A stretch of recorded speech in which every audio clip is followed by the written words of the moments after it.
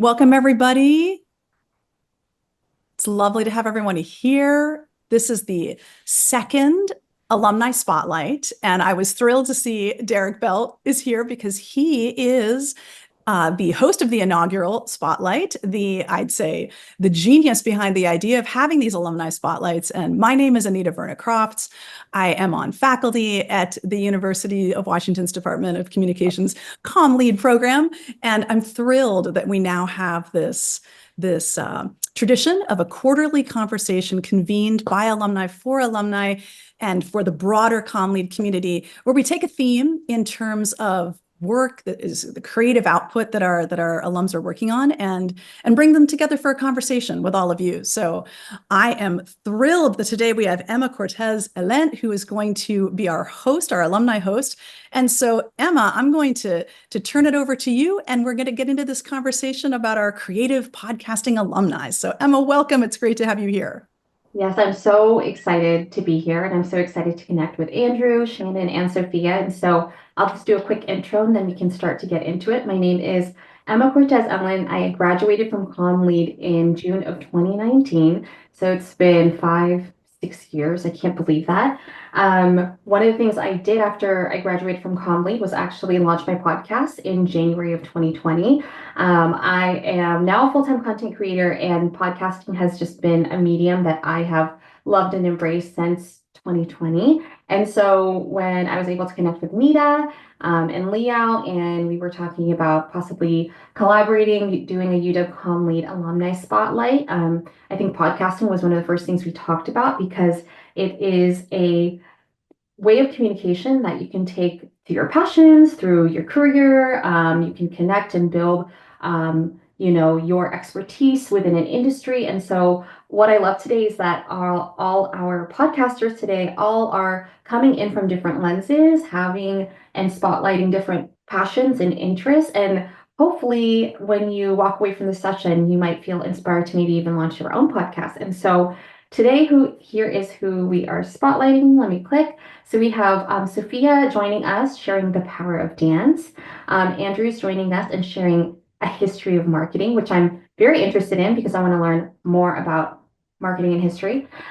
We have Shannon joining us today, and I love that hers is like a scripted kind of drama and comedy type of show, which I haven't consumed a lot of content on. And then at the very end, I'll share a little bit about the Creative Edition podcast for creatives, influencers, anyone interested within the creator economy. And so any questions before I jump in? I'm really excited to get to know everybody and have everyone on here kind of just dive in to share who they are, what they do, and why they started their podcast.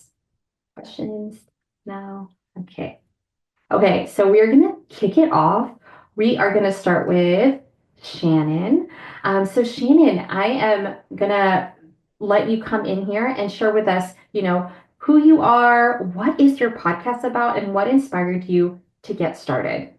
Sure. Hi, Shannon Perry, writer of the very goofy Oz9 podcast.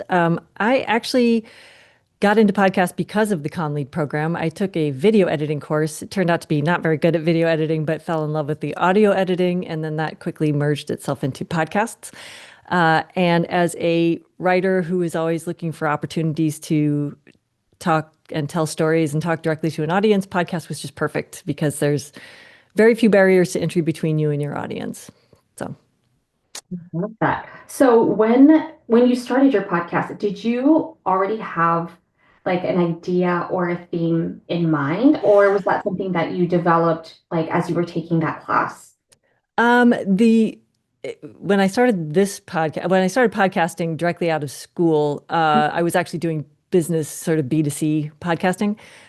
This came because a group of us are sort of wannabe actors, writers, audio people, and so forth. And so this was more because we wanted to do a creative project together, a bunch of friends and family. And so that's the sort of the origin of this. A bunch of us had been doing some radio scripts together just for fun, and one of the main characters kind of emerged from those scripts, and it carried on from there. Love that. So what did it look like to launch your podcast? Because you said you guys were already working collaboratively together. And so were you the one who said, you know what, why don't we create something, or like even like coming up with the name, right? Like what did that process look like to come up with that name and launch it? Yeah, it was myself, my partner then, Richard, my brother, and some friends of ours. Thanks, Andrew. It's all in the mic. Uh, we got together around a dining room table and just said, "Hey, we really want to do this thing. Let's do a fun creative project together. That'll be really good fun." So we kind of hemmed and hawed and thought that a science fiction comedy would be fun. And from that, we thought one of these characters would be a great addition. And then it just sort of emerged from there over time. The original Oz9 is, the episodes are super short. The audio design is not great because it was me doing everything. And now everything is, a little bit more mature. We're 6 seasons and 115 episodes in. So yeah, hopefully things have evolved over time. Who would you say your target audience is for your podcast? It's really it's a bit varied. My brother refers to it as Seattle's next great British comedy because it's very much sort of in the vein of Blackadder and Hitchhiker's Guide to the Galaxy and those kind of very familiar things. So people who love British farce tend to be our primary audience. So it really kind of runs the gamut of age, gender, etc. And then for your podcast, like show cadence, are you publishing like on a weekly basis? Do you launch it? Is that, We are, yeah, we basically run on entropy. So we try to do 2 episodes, one every couple of weeks. It doesn't always work that way. We have a really big cast of like 13 voice actors. And so it doesn't always happen on schedule, but it's about every 2 weeks generally. Wow. And then today, what does your podcast show setup look like? Because you mentioned at the beginning you were doing it all. So like, are you making me the one writing or producing or editing it? What does your equipment look like? Because I know a lot of new podcasters are always like, what's the mic you're speaking on? What are your headphones? Right. Yeah, well, when we started out, Tim, who is one of our major characters, who's been with us since the beginning, he was reading audiobooks for the blind. And so he had a decent microphone and setup and kind of had some idea how to do recording. So we started off with 5 of us dancing around a single microphone, sort of everybody step up, step back, hold your breath, try not to make the floor squeak. Hopefully the dog won't bark, all that kind of crazy stuff. And then over time it evolved and now everybody's recording. Everybody has a setup at home. So we have a read through and then everybody records the actual lines on their own. They send me the files now we download them to Google Drive, the WAV files. We now have a dialogue editor and a sound effects person, which is awesome. It really frees me up as the writer to be able to do lots of crazy, silly things in the script because I don't have to worry about how to sound design it. And our dialogue editor is just amazing. The people send 3 different takes of every single line and she merges them together and figures out how the flow goes. And yeah, so it's great. It's been a process. And with you, you have a really unique point of view because you are also the CEO and founder of Audiotocracy. So what's it been like to be someone who's just been producing podcasts to really like you've seen a show from start to finish? Like, how has that informed your point of view? Has it made you like a better, like both in wearing both hats? Like, how's that experience been? It's been really useful to wear both hats, to be quite honest. One, it gives me a double reason to attend conferences, which is really useful. But I think they also inform each other. As more business-oriented podcasts tend to not do a lot with sound design or not pay a lot of attention to sound. People think, it's perfectly fine just to use your computer microphone. It doesn't matter if there's a little bit of an echo or an overlap. I think having been in the scripted space where sound design is really very, very important to storytelling, I pay more attention to that, and I'm pretty picky about it. It's not a difficult thing to accomplish. So, my clients are perfectly happy to wear a pair of headphones when they record and have a decent microphone and things like that. And I think we've really learned a lot of lessons about marketing a podcast. I mean, obviously marketing Oz9 is different than marketing a consumer, business to consumer podcast, but there's a lot that transcends.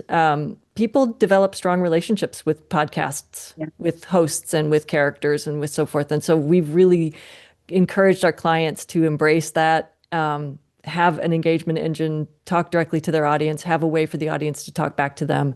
And I think that's really been a very useful tool on both sides.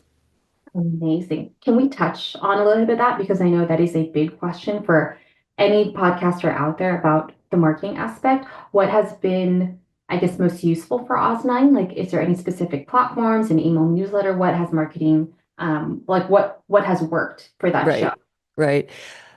Unfortunately, back when I started, the big place for audio fiction was, and to a certain extent may still be, I haven't been there for a while, but it was Twitter.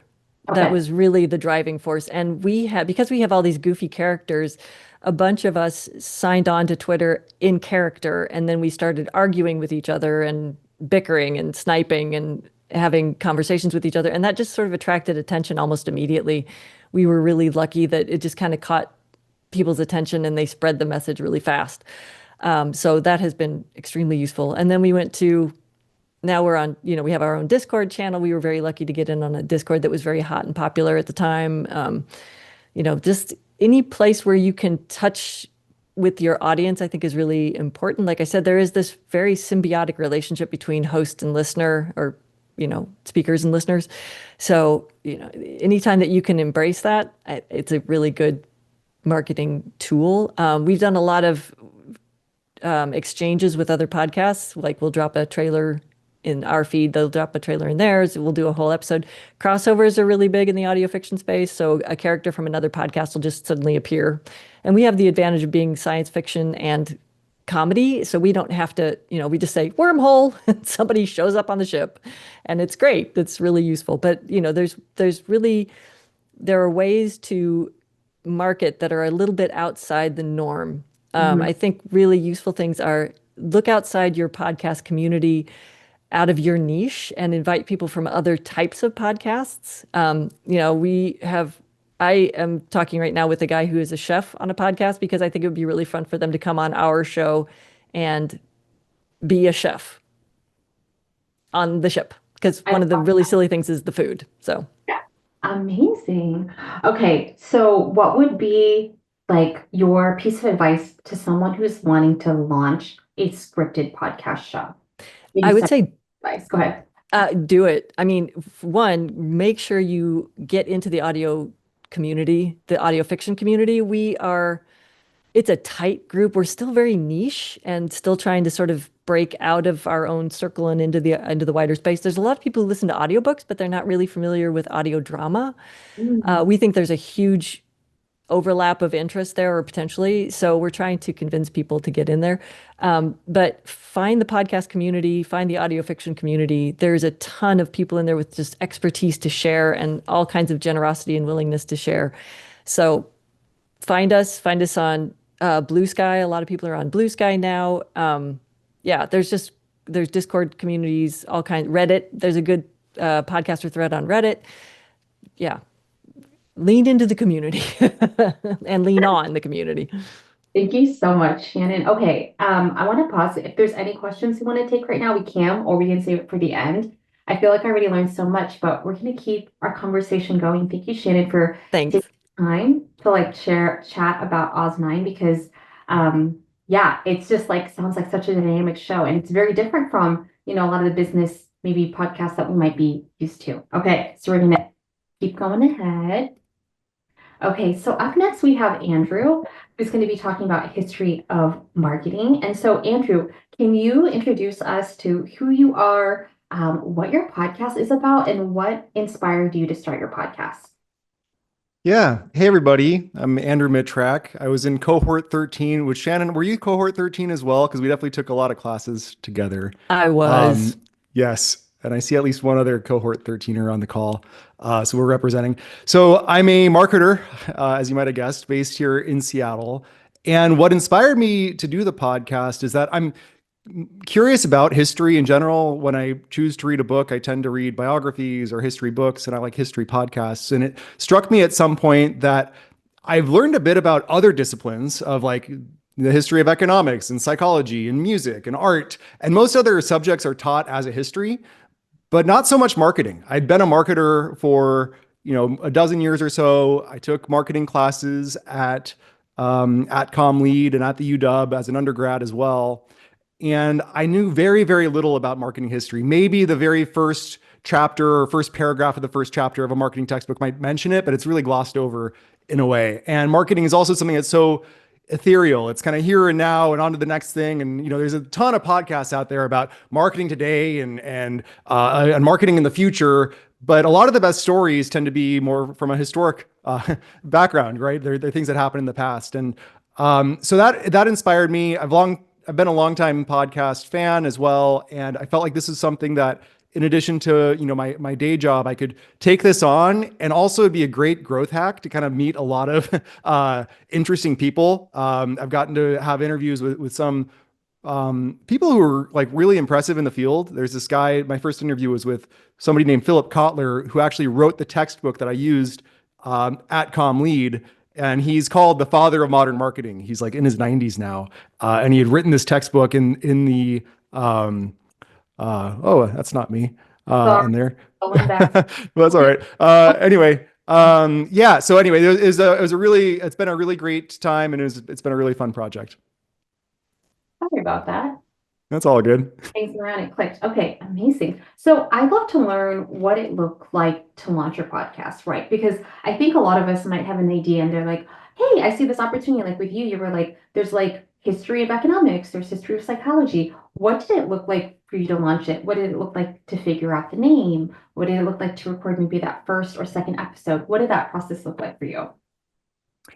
Yeah, for sure. It all happened kind of quickly once I had the idea. I'm somebody who has like a lot of ideas that I don't pursue. I have this habit of buying a lot of domain names that I don't actually build websites for. I toss around ideas, and this is one where I acted on it pretty quickly. I actually was reading the biography of that person that I mentioned, Philip Kotler, and I'm like, wow, this guy is so interesting, and so few marketers have heard of him or know his history. And then I just searched the internet, like looking, are there any marketing history podcasts out there? And there weren't. And podcasts are such a saturated field. And the idea that there's this seemed like an important enough topic for it to merit a podcast. There's really actually not many books about marketing history either. There's like biographies of individual marketers.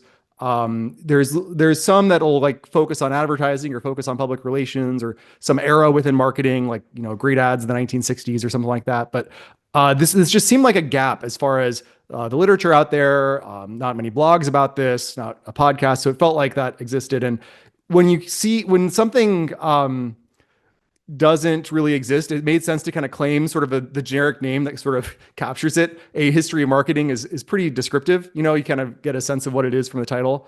Also, it has that indefinite article A at the front. I'm not saying it's the history or the only history or the definitive history. It's my version with my own biases and who I choose to talk to. But I'm kind of just going with my A history of marketing. Also, it shows up at the front of your podcast feed, since those tend to be sorted alphabetically. So that's a nice little trick as well.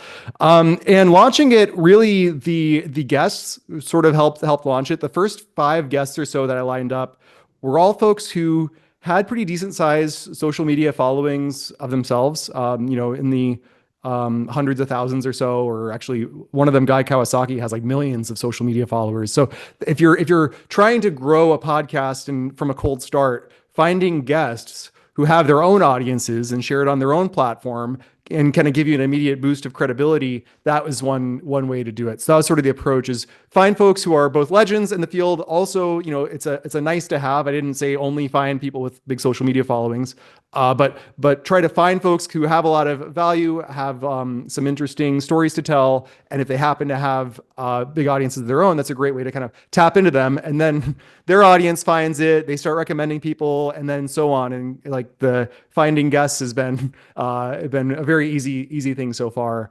because of that initial launch. Wow. So now that you've launched and you already like kind of have a process and you know how to find guests, you know how to connect with them, what does your podcast setup look like now? What's your microphone setup? Are you editing every podcast episode? I think a lot of people who are interested in podcasting have these questions because, especially when you're starting out, you're like, what are these things that I have to consider? Yeah, for sure. So I kind of went with the basics. This microphone here is the blue Yeti, and it's kind of the standard USB microphone. If you look at like podcast setup guides, that's usually the one that is like sort of the basic version that'll come up. The thing that I also do, which might be cheating, and maybe Shannon has strong opinions, is I do use like an AI audio sweetener, which both for my mic and for the guest's mic, Adobe Podcasts. It's this thing that seems it's just like podcast.adobe.com. I think maybe it's adobe.podcast.com, but Google it and you'll find it. It just makes audio sound so great, and it very rarely sort of goes weird. Although it has done that a couple times, you have to edit it. So I do this recorded here. I don't have a big fancy soundproof room or anything like that. But the Adobe podcast audio enhancer really helps a lot. I edit it all myself in Premiere. I have a background in video editing. I actually really like editing the podcast because it's a way to revisit the conversation. And through editing it, you really take to heart what the guest has to say. You're listening to it more. And I'm trying to educate myself. And sometimes when I'm interviewing, I'm there, but you're also checking time and looking at your next question and thinking about stuff. You aren't quite processing stuff in the same way. And when I edit it myself, I revisit and play clips over and over and kind of get it into my head. So I think it's a good way to sort of learn the material as well. That's amazing. And what does your show cadence look like? Are you releasing on a weekly basis, monthly basis? Yeah, for sure. It is weekly. I started in January. When I launched it, the first couple weeks, since you don't want to be that podcast that is like one episode in your feed for too long, or at least I didn't want to. I launched it with 2 a week to start, and so I got to like 5 episodes pretty quickly, and then I've switched to weekly so far because I actually like producing a lot of them because I like meeting the guests. That's like really, even if nobody listened, I'd want to interview these people and meet with them and learn from them and connect with them. So I like doing it weekly, and my cadence is sometimes I'll batch it while I'll record like a bunch in a month, and then sort of use those to sort of release over the next several months as well. Amazing. So I know you said you've launched in January, and so you've been in it a few months. What's something that you're really enjoying about podcasting? Yeah, I think that there is a few things. Having a weekly discipline of something that you need to do is just a really helpful thing to like provide structure to outside time. Frankly, the number one thing that it replaced, like people ask, oh, how did you find the time to do it? The number one thing it replaced for me, honestly, is video games. I don't play any video games anymore. I also don't watch any like TV. I watch probably like one movie a week with my wife, and I don't like and podcasting has kind of become like a game for me. It's been a form of entertainment for me.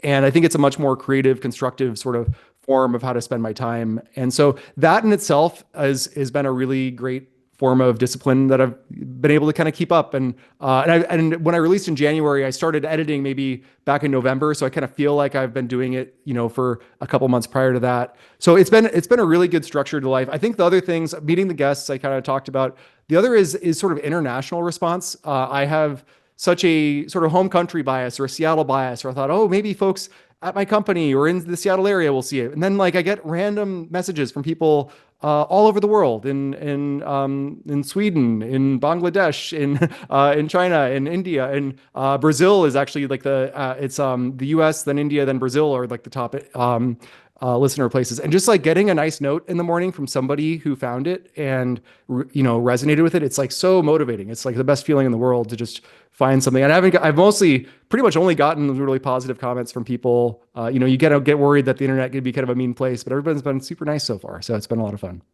Oh, that's something I'd actually love to touch on, right? Is sometimes some of us might want to start something and there might be that fear about how it's going to be received. Was that something that you encountered? And if so, how did you kind of work through that? Or did you just like have to acknowledge and set those feelings aside? Because I know it holds a lot of people back from launching and publishing content online, especially a podcast. Yeah, no, for sure. The best way to do it is just to do it. I definitely had that feeling of like, oh, how will people react to this? Will people like it? Will people think, oh, is this guy trying to just be some like guru and YouTube influencer or something like that? Or like, how will people? And it's really a thing that can be sort of creatively debilitating. But also, one of the benefits of publishing weekly is it sort of desensitizes you to it. I hate the sound of my own voice, believe it or not. Like, I really don't like it. I really don't like watching myself on camera. But when you force yourself to edit yourself and to watch yourself and just publish, and like I'm doing it, and it sort of chips away at some of those insecurities. And I think part of it is also I want to learn to be a better marketer that through the podcast, but also presenting It's presenting on camera as well, interviewing people. That's all part of being a better marketer too. And if you're desensitizing yourself to it, publishing regularly, and just kind of getting over that fear just by brute force and trying it a bunch, that helps a lot. Amazing. Well, thank you, Andrew, so much for that. Do you want to pause for questions, Anita, or should we move on to the next? Move on. We can have questions at the end for all. Okay, So that's go the ahead. end. Okay. Thank you, Andrew. Thanks. Okay, so up next we have Sophia. Oh, Sophia, I did not change your title. It's supposed to be the power of dance. I am so sorry. I just noticed that. Sophia, can you share with us who you are, what your podcast is about, and what inspired you to start your podcast? Sure. So, hi everyone. My name is Sophia. I am actually in my last quarter in Comm Lead. So, I'm in Master of Communication and Digital Media. And so the Power of Dance is a audio storytelling project where I wanted to share with others how I got into dance first as a hobby, and how I soon found it to be something that moves beyond artistic and beyond artistic and expressive dimensions. But actually, it reflects this understanding of this field that I was interested in called soma aesthetics, which studies the body, its use, and how we store movement. So yeah, I was just excited to blend sort of this hobby that I found, kind of explore it beyond the studio and speak with dancers in Seattle to hear how dance has shaped their lives. I love that. I love that you had, a specific interest and a passion, and you also wanted to connect with dancers within the Seattle community. So, what did it look like to launch your podcast, right? So, again, like as you've been chatting with the host, you might come up with an idea, but what did that initial process look like for you? Did you just start speaking with other dancers, or did you know coming into the Comm Lead program that this was a passion project that you wanted to work on? It's a great question. So when I took Foundations of Audio Storytelling in the Comm Lead program, that was my first step. So, in that class, we created what would be sort of a first episode of this hypothetical podcast. And I took it seriously. I created the story outline and structure, and I interviewed, kind of as we do. And once that class ended, I wanted to continue. So I worked with another professor in an independent study, and did the second episode, which came out about a month or two ago. So that was kind of the process. Amazing. And what does your process look like to launch a podcast episode today? Are you the one recording everything? What's your mic situation? What's the room? These are all the things that people are always like, what does the setup look like? Yeah. So I am, I think my creative process is constantly sort of taking notes and brainstorming, and then going back and sort of creating first a narration. So what do I want to talk about? What do I have to say in this episode that someone can relate to when they hear my story, when they hear sort of the raw human point of it. And then from that, I will think of, oh, this would be interesting to ask, a professional dance instructor how, if you ask just some questions, you're very surprised with how much life experience they can share, and how then, I can weave that into my own narration again. And it's kind of this hybrid of a genre, and I struggle with even using the word podcast because it's really more of a creative kind of narrative story that kind of also takes voices from these dancers. So it's like me, and then dancers in the community, hopefully kind of that, surround this larger theme that I'm going for in that episode. Gotcha. Can you kind of walk us through, maybe just because you were talking about the structure, right? And maybe it's probably like a bit more unique, or it's just maybe what's that called? Like we've heard from a comedy scripted show drama, and then there's a business one. And so for you, you're from what I'm understanding, it's like there's maybe a specific theme you're going for, and then you bring and you connect with the dancers within the community to go through that. Is that every episode, or what's the format of your episodes typically look like? Yes, that is pretty spot on. So first I'll kind of think about, what have I not talked about yet? So, in the first two episodes, I've already sort of talked about how I got into dance, and it was recent. It was about 2.5 years ago. Kind of talked about my story, and how in the research I've done on dance, something I want to share. We understand right now there's this undeniable link between physical activity and overall health, and especially right now, a lot of this research is sharing has been exposed in the positive effects of music on well-being. But a lot of it has been shown in sort of passive engagement, so kind of listening to music or singing. But among these art forms, dance holds a unique place. So sort of this deeply embodied expression, one that bridges the body, mind, and spirit. I've written this down through my narration, things I'm passionate about because I love to write. And this has affected sort of these last 2 years as I've been in the program and sort of used dance as a hobby, but also as an outlet for this multidimensional idea of well-being. So I'll think of these sort of subtopics and then create an interview protocol where I can think of these really interesting questions, challenging questions, like, okay, great. I have this interesting research on dance and mental health and well-being. I have these cool questions, and I'm actively attending these dance classes myself. So I'm creating relationships in the community with dancers, and really the goal is, and this process is quite messy. I mean, it's kind of just putting things on paper and having questions. Okay, let's interview. Great, let me record you. And then once I have all my material, then I go and take my time, weave their excerpts in the right places. So, first you hear some of my voice, then you hear their voice, transitions, ambi, all of that kind of comes together eventually. But it's a lengthy process. So I think, and you might ask this soon too, but kind of what is the sustainability of something like this too? Okay, gotcha. Well, my next question was going to be kind of your cadence, right? Are you publishing on a monthly basis on average, quarterly, every other week? What does that look like for you? It's looked like quarterly for now. It sort of kind of thinking of each episode has taken about 10 weeks so far. And I think that, I'm still sort of understanding this hybrid genre of narrative storytelling and sort of interviews and kind of what that looks like. That's awesome. What have you enjoyed about podcasting so far and narrative storytelling? Um, I've loved to capture the human voice. I think something that we learned in my audio storytelling class has been that the voice doesn't lie.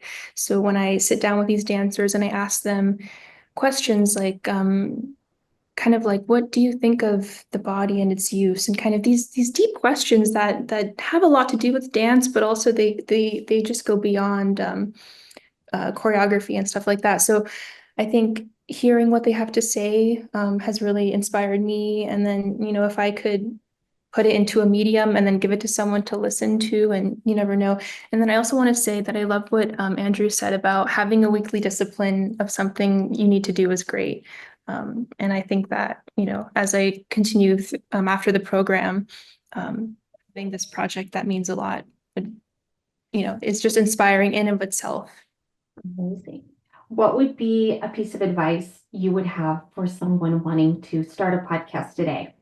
Probably start writing down their ideas, and even questions that they have that they might be curious to ask others, um, and do some research on current podcasts sort of out there too. What do you like about them?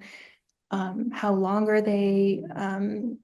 Sort of those more general things, and then one of the more cliche, but just to do it, just to kind of go and do it. Something that my professor has said multiple times is like, especially when you're working on an episode, you might launch at 90% or 92%. You're never quite going to be fully 100% satisfied with something creative.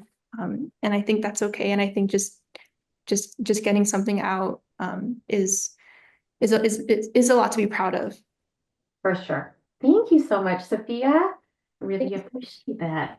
Okay, so up next, I'm also going to speak a little bit about being a podcast host. And so I'll chat and then we'll open it up for Q&A. And so I'm Emma again. I host the Creative Edition podcast. My mission is to inspire creatives to discover, grow, and own their brand. Kind of like Andrew, I took a look around the podcasting space in early 2020 and saw that there was just really an opportunity to create a podcast around being a content creator, an influencer, creating content on social media. And I also am passionate about business and marketing. And I remember just like looking early 2020, even late 2019, and realizing that there was maybe like one or two podcasts within the space. So at the time, I launched the content, or oh my gosh, the Content Creatives podcast with my friend, who no longer co-hosts the show. He decided to take a step back. And we really just launched it because we wanted to connect with other influencers and content creators. We wanted to have just like a space to chat about things because we found that we would get together and then we would just start talking about brand campaigns and what content's working on Instagram right now and how to be aware about new platforms like TikTok at the time. And so really my community of podcasters is still primarily focused on content creators and influencers, but it's really expanded in the greater creator economy professionals and small business owners. So today it's actually I've been podcasting since we launched like February 2020. It's wild to think that I've been doing this for 5 years. It's still one of my favorite modes as a creator, to be able to connect with my audience in an audio form. I've also found that it's a different type of engagement when someone listens to your voice for 5 minutes, 10 minutes, 20 minutes, right? Like that drives a different type of engagement versus someone who's just maybe scrolling passively on TikTok or scrolling on Instagram. I think Shannon talked about this. People become very invested and feel really connected with you. And so even though my podcast show is not my biggest platform by any means, my community who listens to it is highly engaged and they've been listening for years. Like I ran into a friend who's also a creator and was like, oh no, you don't understand. Like you feel like you're my best friend. I'm like, oh my gosh, because they listen to the podcast, day in and day out. So launching my podcast, it was funny. I took a very kind of business school approach with my friend. I was like, okay, what is our podcast about? We got to pick a name. We got to pick a niche. We need a mission statement, which really helped us with clarity and clear point of view at the very beginning. And so that is a piece of advice I have for anyone who wants to launch a podcast. If you have that idea, really start to think about like who would consume the podcast and what would be maybe the mission statement around that podcast. It's really helpful in starting to brainstorm ideas.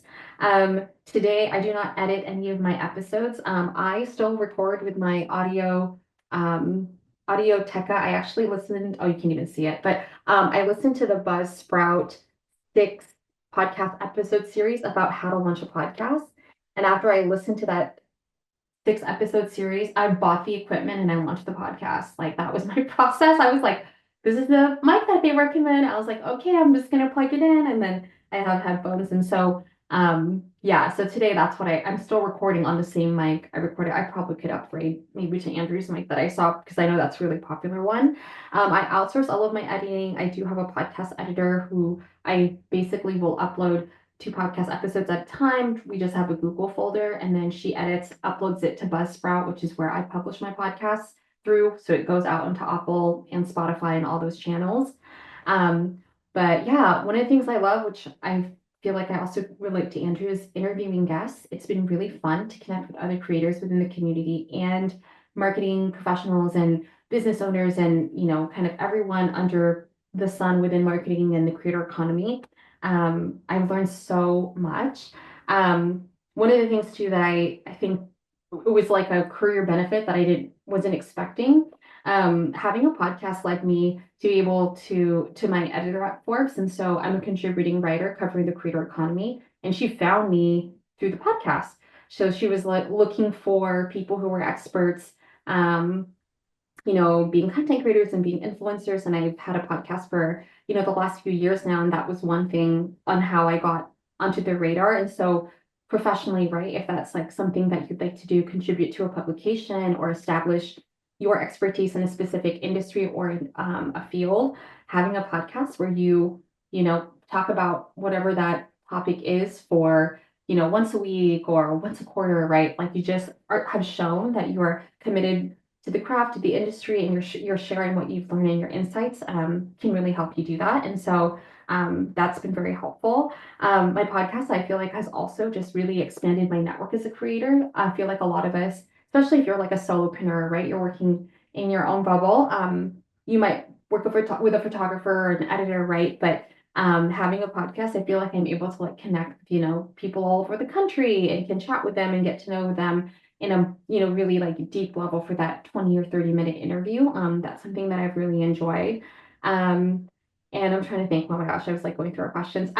One thing, and then one thing too that I didn't realize, like, especially this year, I feel like year 5 of my podcast, I really am now starting to connect with more people within the industry. And so I'm starting to cover a lot more AI tools, especially as it applies to content creators and influencers. And so I've been able to connect with the Claude team, and then I have a call with the ChatGPT team this Friday. And so it's been really nice to just like broaden my network and be able to like connect with companies I may have not been able to connect with, if I didn't have, a podcast. And then for the marketing piece, because I do think it's helpful to just hear how other people have marketed their podcast.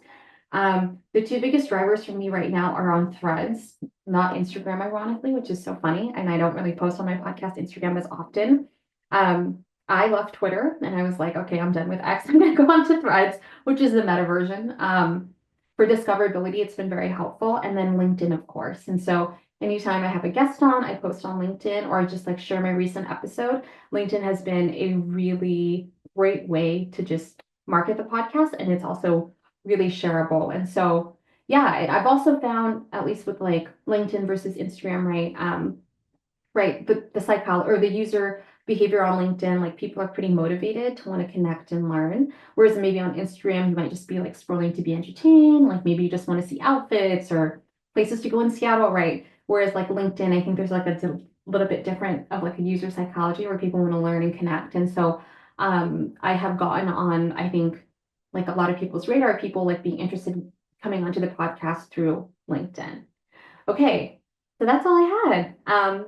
We can switch it to Q&A, Anita, or unless there's any, yeah, whatever you guys would like. But I was thinking, I was like, we have such a dynamic group that we want to make sure we have enough time for Q&A. No, it's perfect. Emma, thank you so much. So if you want to bring your beautiful share screen down, we can move into a broader view where Sophia's going to bring us in here. Hi, thanks so much. I have to say before we move to the Q&A, I'm so thrilled that we've had this opportunity to host this alumni spotlight on podcasting because I taught the Forrest audio storytelling class in the program. And so to see how far we've come from there to this kind of multiplicity of investments and topics that people are doing is just terrific. So Sophia, let's spotlight all the guests and our wonderful host, Emma, and open up questions from the floor. I've been keeping a look at the chat, which has been a very nice sociable chat. I haven't seen any questions come in, but is there somebody that would like to ask a question of this group? Let's bring Emma down here. Great, excellent. You can do your raise hand, and I've also got some questions if we can if we don't have anybody in the call right this instant that would like to ask a question. But I'm gonna see if somebody wants to do that. Any questions from our group? All right. Well, we started a little bit of a chat or Jamie, are you about to ask something? Because you just, excellent. Jamie, thank you. Welcome, Jamie. Hello. And no, this is not a great audio system I have set up right now, but bear with me. You sound fine. Oh, very good. So great to see my cohort 13 folks. And the question for kind of all of our guests today is what is the typical length of your episodes? And then as you've been going along, you've talked some great things about what you've learned. And but I'm curious if you learned things that you would definitely not do again. So you tried something and it didn't work and you pivoted from there, or just something you were like, well, that didn't work. So appreciate it. Thank you. Emma, I think you're muted. Oh my gosh, I was gonna say, who wants to go first? I can go first. Okay, so the question is something that we learned that we wouldn't do again, and then what was your part one? The part one was Just on length. Oh, sorry, Jamie. no, I no, thought that's okay. Yeah, the length of a typical episode. Perfect. So interview style episodes, I really try to keep them within 30 minutes. That does not always happen. Sometimes I'll get with someone, especially if we're really excited about talking about the influencer space or the creator economy. And I really try to cut it off at an hour though, because I'm like, oh my gosh, this is like, oh, this is a really long episode. 30 minutes is my sweet spot. I do solo episodes. Sometimes my solo episodes are only 15 minutes, but I feel like that's enough time to just chat through the topic. Like, for example, like my recent podcast episode that went out this week is like 4 ways to use ChatGPT as a creator, right? And it's like giving context and intro, my 4 tips, and then like a wrap up. And I feel like 15 minutes is good. For part two of the question, something that I wouldn't do again. Gosh, I'm trying to think. I guess one thing I don't know if it's something I wouldn't do again. Something that I've learned that I wish I did earlier was not be afraid to take breaks and re-air episodes because you need kind of that creative time to just like reset. And for some reason in my head, I don't know, I was like approaching it like on Instagram, you're like, you gotta post every day. I was like, no, I have to post every week and blah blah blah. And I think we waited like a whole year before we took like time off and re-aired episodes. And I was like, why did we do that? And so that would be something I would encourage all of us. I'm sure some of you guys are already doing it. If you want to take a summer break, re-air those top episodes, or even just like episodes that maybe just didn't get like a ton of listens. Sometimes if you air something during the holidays, people are just, busier. And so when you are able to do a replay or re-air episode, then you can take that time to like rest or even like prep for the next season. Sophia, you want to go next, then Andrew, then Shannon? Yes, I would love to. So my episodes are typically around 7 to 8 minutes long. And something that I wish I did more of are pilot interviews.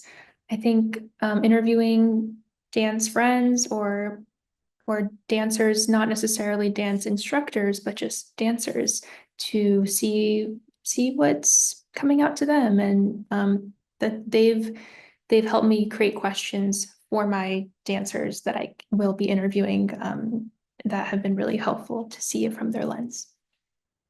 Thanks. Thank you so much. Andrew. Yeah. For podcast length, for what it's worth, I haven't found any correlation for mine on podcast length and listenership. I think that's sometimes what's behind the question is, do people drop off at a certain point? And I tend to find that like drop off points are actually like pretty normalized across. For me, at least, one of my, like I've gone as short as 22 minutes and the longest one is like an hour and 15. And the hour and 15 one was actually like pretty long, like pretty among the more popular ones. And I got a lot of really nice feedback on it and as well. And I guess it partly depends on sort of your goals or where you think the podcast sort of fits in is for me, like I tend to record like an hour, at least I ask guests for 45 minutes. And if they agree to 45, they almost always agree to an hour if it's going well. And also it gives me an out if I want to cut it at 45. And then I edit down sort of the parts I don't want to listen to. And sometimes that chops it down to 20 minutes. And sometimes it goes long if it's, there's a lot of really fun stuff there. But that's, it's so funny how podcasting, you can have really short bite-sized ones. And then there's like Lex Friedman and Joe Rogan, who aren't my personal favorites, but they like go on for like 4 or 5 hours or whatever. And it's like, wow, what a flexible medium this is. One of the things this is, I don't know if this totally answers your other question about what I would do differently. I was considering a podcast in 2015, 10 years ago, and I met with somebody through the Comm Lead program who we're not a Comm Lead member, but it was the program that got me to meet this person. And he was the host of one of like the most like popular podcasts at the time. And it still is like ranked in like the top 100 pretty consistently. And I asked him about starting a podcast and he's like, oh, you can't start a podcast now. It's too saturated. And that was in 2015. Like people were just like, oh, it's done. There's no, but like, it's like podcasting has just grown so much then. And this is somebody who's in the industry who knows it well, and has a better view than I did and totally underrated how much room for growth there was. And I think this is something where you can talk yourself out of a lot of things. Like some of the worst advice I've ever listened to is just not starting it then and not trying something then and not getting practice in then. So there's so many reasons you can talk yourself out of something, so many things where you can think, oh, it's done, or there's too much out there. There's not room for more. And like the internet's really big. The world's really big. People have a lot of time to listen to stuff. And also you might get a lot of enjoyment that's beyond, trying to top the Spotify charts or whatever. You might just find joy or learn new skills from it anyway. So what I do differently is I would have gone back to 2015 and started then instead of 10 years later. But the tools would have been a little different back then. So in some ways, by fast forwarding a decade, even though, yeah, nice to think what could have been, it's amazing to think what you are now. I mean, so much has changed in terms of the sophistication, and you've mentioned a number of those things in your answers. So I'm a firm believer that the timing is always right. But I take your point absolutely, which is don't let somebody talk you out of it. I mean, that's an excellent thing to put forward, because you right. Or there's some quote, I'm gonna butcher it, but it's like the best time to plant a tree is 20 years ago, and the next best time is today, right? And that you can, right. You can, sure, you would have been nice to start earlier, but today is better than never postponing it further. Yeah. Yeah, and you could argue that you're busier and you've got more going on, but in some ways, it's making you more conscientious about using the time that you do have. So I think there's wonderful lessons there. Shannon. So our episodes now run about 22, 23 minutes, somewhere in there. I actually, it sort of has to do with my writing cadence more than anything else. I seem to write exactly 25 pages, 3,500 words is the length of the script. And that is almost invariably where we end up. I think at that point, my creativity is just like, so that's how long they are. The earlier ones were much shorter, but they've averaged out at about 22 minutes. I think what I would have done sooner had I known this was I would have outsourced more of the project for the first 4.5 seasons, which is like not quite 100 episodes. I was, writer, producer, voice acting, 2 characters, editing, all the things, and sound design. And it was just too much. It was way too much. And, why not outsource those things to people who can do it better than you can? I think I might have gotten on Patreon sooner and been bolder about asking people to support us on Patreon. It's a great way to be able to pay people to do editing and sound design, and sort of things like that, because those are, really useful skill sets. Those people need to be paid. It would be great if we could afford to pay our actors a little bit. But again, I'm a little shy about asking for money. So I think I would go on Patreon sooner and hire sooner. I think we might have time for one more question. I also wanted to, as if seeing if one comes forward, I wanted to encourage all 4 of you, sorry, to put your links to your podcast in the chat if you like to do that. I know that in all the promotion for the event today, we've been able to link to your podcast, but I just thought for those that are on this call, to put that in there would be terrific, so that people can go and start to follow them and spread the word. In the chat, we were talking about the way in which it makes a big difference to leave good reviews, to tell those media makers that you admire and that you appreciate, that you do appreciate their work. And in that same way, I do think there's something about podcasting and word of mouth that's really catalytic. And that if you discover something that you love, we tend to talk about it in a very animated way, and in the same, the barrier to access is relatively limited, and meaning it's relatively small. So if you tell someone, if you're really jazzed about somebody's podcast, let them know, the ones who are creating it, but then let other people know, because it makes such a difference in terms of the reach. Any other questions from the group here that I'm seeing? Sophia, not Sophia, the one here, but Sophia Liu, who I wanted to give a shout out to. Oh gosh, Jin Young has a question, and Sophia Lin has been our wonderful Zoom DJ today. She's doing a terrific job. But Jing, let's see, you've got a question. Would you like to ask this out? Oh, self-taught. Jing was asking, Andrew, if you're a self-taught podcaster, and what are some resources you would recommend to people who haven't taken an auditory storytelling class yet?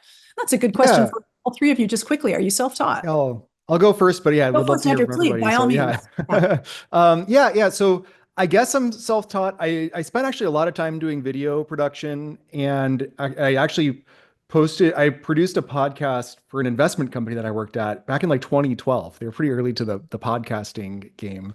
And so I kind of learned the editing tools the and then actually as an undergrad, I did some, on-air video hosting and things like that as well. So kind of a lot of the things that sort of lead you to, that you use in podcasting. I'd like to think like I have a lot, like podcasting, it kind of requires sort of like a broad set of skills, but you don't have to be the best at any one thing to do it. And I think like that's a medium that lends itself to folks who have, different voices or unique voices, and it doesn't require that much to do it, but it requires like a baseline of some marketing savvy, some general tech savvy, some ability to work with audio equipment, a sense of like interviewing and things like that. So it's fun. I don't think I'm an expert at any one of those things, but I guess just practicing all those and for resources, there's a ton out there on audio storytelling, or mine's just like kind of a simple interview style one. So yeah, I just would search YouTube or, listen to your favorite podcasts themselves and sort of find what you like about it. If you wanted to do ones, see what you might borrow from it. Mm-hmm. Yeah. Shannon or Sophia, or anything to add to that? Yeah, I can go next real quickly. I did not take the audio storytelling class. I wish I had. I did not. I took a video storytelling class. I don't have a background in like video editing or like audio editing. But my number one resource is the How to Start a Podcast series by Buzzsprout. You can find it wherever. Again, I listened to the 6 episodes and I was like, okay, I guess I'm gonna launch a podcast. Yeah, that's pretty much my tip. Like go through, listen to it, and then also, taking advantage of something like this, like a conversation today, so you can hear how different people started, I think is really helpful. But yeah, I also don't take the course with you, but you should start a podcast. Well, and Sophia, I know you've had I'm pretty sure I know you were studying with at Comm Lead, and they're one of the best. So Yeah, they truly are.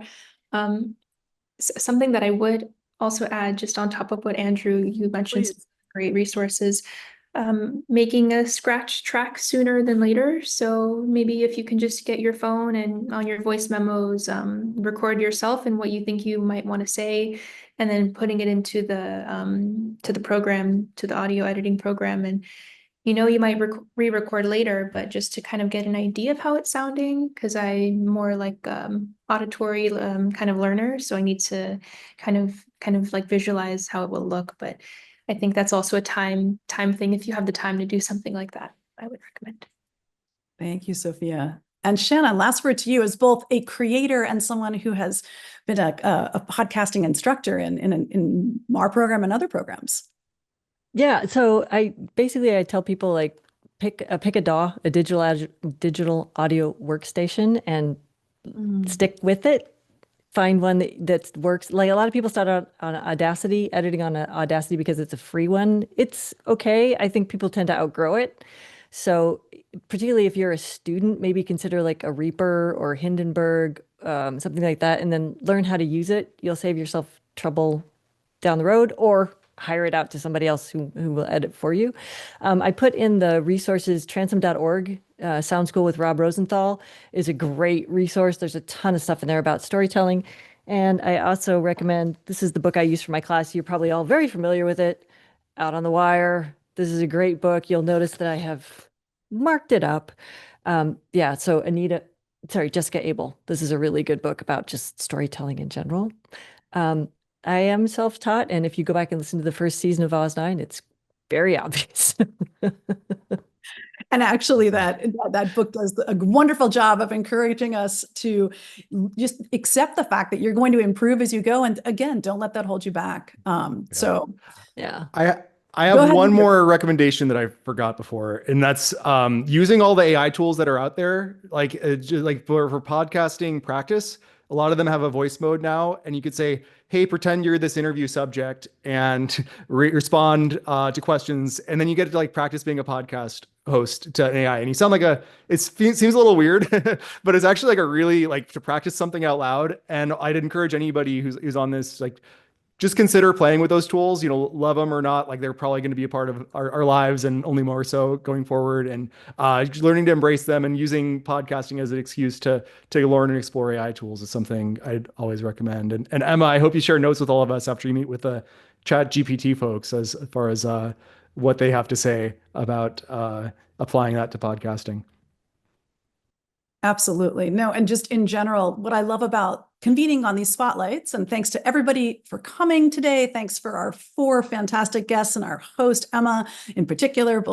It's just so lovely to have you all here. And it's that sharing of information and that swapping of best practices, which was really at the heart, I think, of Derek's convening and showcasing just the incredible creativity and output of our cohorts. Seems like there's something special about lucky cohort 13, and certainly when it comes to this particular call. But no, we know that it's across the board. And so thanks so much for being here. Thanks for coming. Keep sharing that information, find each other, seek each other out. And when you hear good content, tell other people about it. Amplify it. Thanks so much for being here. Thanks so much Thanks, for everybody. having us. Thank you.